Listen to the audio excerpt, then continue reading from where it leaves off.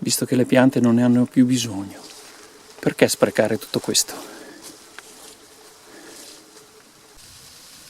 Le piante si proteggono dal gelo dell'inverno, dal freddo, dalla neve, non nutrendo più le foglie, lasciandole cadere e quindi permettendo queste bellissime trasformazioni di colori e proteggendosi durante tutta la stagione invernale. Le ore di luce calano, la fotosintesi clorofiliana rallenta e la clorofilla diminuisce. Anche per questo escono allo scoperto, si manifestano gli altri pigmenti, gli altri colori, il giallo, il rosso, il marrone, permettendo alle foglie di dare spettacolo.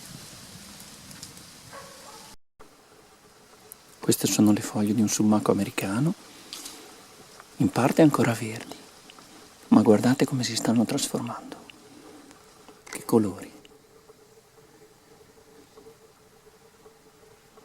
Prima di cadere le foglie di questa caducifoglie dà veramente spettacolo.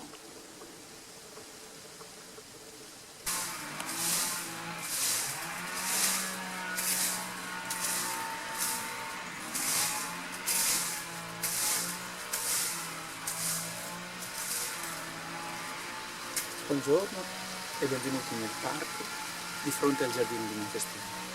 Siamo in autunno, come vedete.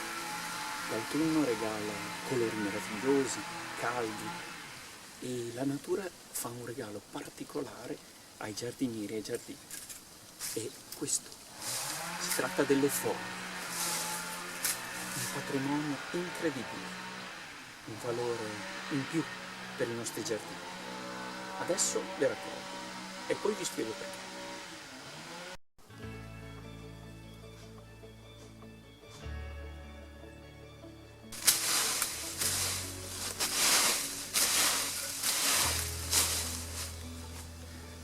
Proprio in questo momento, in autunno, durante questo processo naturale di caduta delle foglie, interveniamo noi. È il momento giusto.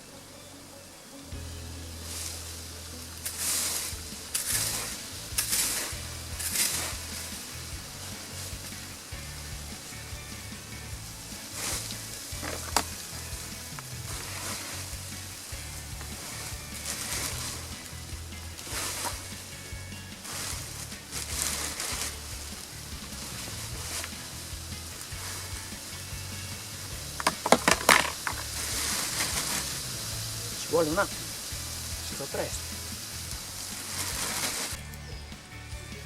Fra qualche giorno trasformeremo tutto questo, riducendolo in volume, trinciandolo un po', in energia per il nostro giardino. Prima però lo lasceremo, lo abbandoneremo proprio per un anno dimenticandoci di lui e poi l'anno prossimo diventerà il magnifico, importantissimo per il giardino, terriccio di foglie. Guardate che splendidi colori che hanno le foglie. In mezzo a questa preziosa risorsa, vi ricordo, qualunque giorno sia, rendetelo bello.